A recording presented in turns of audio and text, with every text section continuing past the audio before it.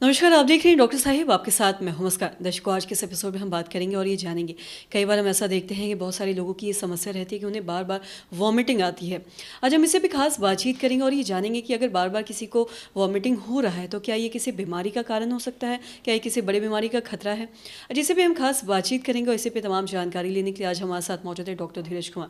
आपको बता दें कि बिहार के जाने माने गैस्ट्रोलॉजिस्ट हैं और साथ ही साथ आपको बता दें कि असिस्टेंट प्रोफेसर हैं gastro department Patna medical college में। सर नमस्कार, बहुत बहुत स्वागत है आपका। नमस्ते।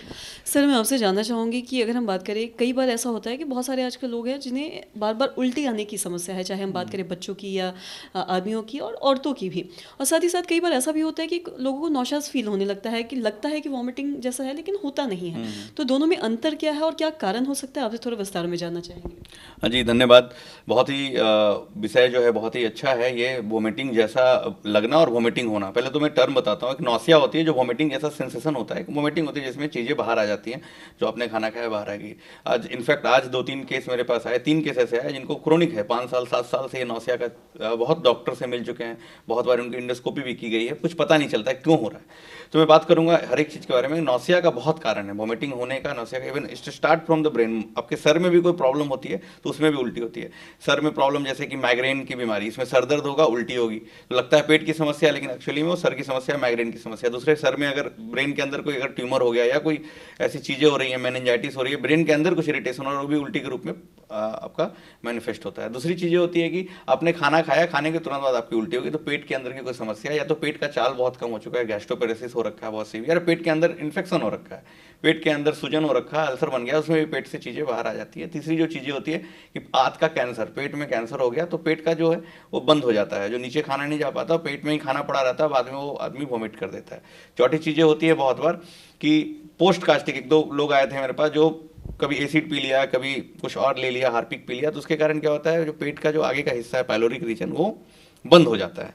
तो वो खाना तो खाया वहीं रह गया, फिर उसको उल्टी के रूप में निकाल देते हैं। तो ये चीज़ें जो है उल्टी कराती है। पैथोलॉजिकल चीज़ें जो बड़ी चीज़ें हैं उसके बारे में बात की। बहुत बार कोई बीमारी नहीं निकल के आती है, आपने इंडोस्कोपी करा लिया, अल्ट्रासाउंड करा लिया, सीटीएसन करा लिया, लेकिन आपकी जो बीमारी है वो नहीं पकड़ में आ रही है और आपकी उल्टी और नौसिया वो होते जा रहा है। तो उसमें कुछ चीज़ें होती है जैसे फूड एलर्जी, बहुत सारी चीज़ें, बहुत बार ना बहुत सारे फूड से एलर्जी होने से भी ये नौसिया वाली टेंडेंसी, उल्टी वाली टेंडेंसी होती है। तो हमको फूड एलिमिनेशन उस केस में करना चाहिए। इंडोस्कोपी के माध्यम से हम लोग को बायोप्सी हम लोग लेते हैं, टुकड़ा निकालते हैं पेट के अंदर से, डुोडेनम के अंदर से, जिसमें कुछ बीमारी है जो फूड एलर्जी को पकड़ती है, जैसे इस्नोफिलिक गैस्ट्राइटिस, इस्नोफिलिक डुडेनाइटिस या सीलियक डिजीज। ये सारी बीमारी जो है हम लोग बायोप्सी के माध्यम से करके देखते हैं कहीं ये बीमारी तो नहीं है इसके कारण बार बार इनको उल्टी जैसा लग रहा है। क्योंकि अगर आप उल्टी जैसा लगना या उल्टी होना बंद नहीं होगा तो अपने आप वो पेशेंट, इंसान खराब होते चला जाएगा, वो खाना कम कर देगा, खाना कम होने से उसके शरीर में बहुत सारी डिफिशेंसी हो जाएगी और कमज़ोर हो जाएगा। तो इसको ओवरकम करना बहुत ही ज़रूरी है। और अगली चीज़ें आती है, कभी कभी एडमिटेड पेशेंट जो हॉस्पिटल में किसी और कारण से एडमिट हुए, उनको उल्टी हो रही है, तो बहुत बार दवाइयाँ जो हैं, बहुत सारी ऐसी दवाई है जो नौसिया एंड वोमिटिंग कराती है। इवन उसमें बहुत सारी दवाई है जो कॉमनली यूज होती है, बीपी की, चीनी की, और कभी कभी कैंसर की दवाई, जिससे बहुत ज़्यादा उल्टी होता है। तो उसको भी समझना होगा, अगर आपको उल्टी हो रहा है तो उस दवाइयों को भी देखना होगा हमें कि कहीं कोई ऐसी दवाई तो नहीं है जो आपको ये उल्टी की ओर ले जा रही है। खाने की बात करें तो बहुत देर खाली पेट रहना अवॉइड करना चाहिए, फैटी मील नहीं लेना चाहिए, पानी खूब पीना चाहिए, और खाने के बाद थोड़ा टहलना चाहिए। इन सब चीज़ों से भी हम लोग नौसिया को ओवरकम कर सकते हैं। अगर बात करें कुछ और प्रोडक्ट की तो जिंजर ये अच्छा होता है, उल्टी को कंट्रोल करता है, अदरक जिसको बोलते हैं हम लोग। प्रेगनेंसी में जो उल्टी होती है उसमें भी इसका बहुत रोल है। और प्रेगनेंसी की उल्टी में ओवर द काउंटर ड्रग लेने से बचना चाहिए। कुछ भी दवाई लेके खा लिया, प्रेगनेंसी में उल्टी होना एक नॉर्मल फिनोमेना है। ये नॉर्मली बाय द टाइम वो अपने आप ठीक भी हो जाता है। धन्यवाद जी। और साथ ही मैं आपसे ये भी जानना चाहूँगी, जैसा कि आपने बताया कि कई बार बस ऐसा फील होता है लेकिन उल्टी होता नहीं है, और जैसे कि आपने बताया कि कई बार बीमारियां भी नहीं निकलती, अगर फिर भी ऐसा किसी को बार बार हो रहा है तो फिर मतलब इससे ऐसे में लोगों को करना क्या चाहिए।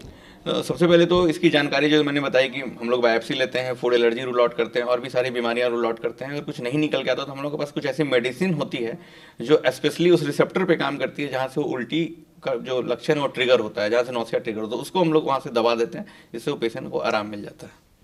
सर बहुत बहुत शुक्रिया तमाम जानकारी देने के लिए। तो आशा करते हैं दर्शकों की जो तमाम जानकारी है आपके लाभदायक रही हो। तो आज के इस वीडियो में इतना ही। अगर आपने अब तक हमारे चैनल को सब्सक्राइब नहीं किया तो तुरंत कर ले, साथ ही हमारे फेसबुक पेज को लाइक करें। वीडियो देखने के लिए आपका धन्यवाद।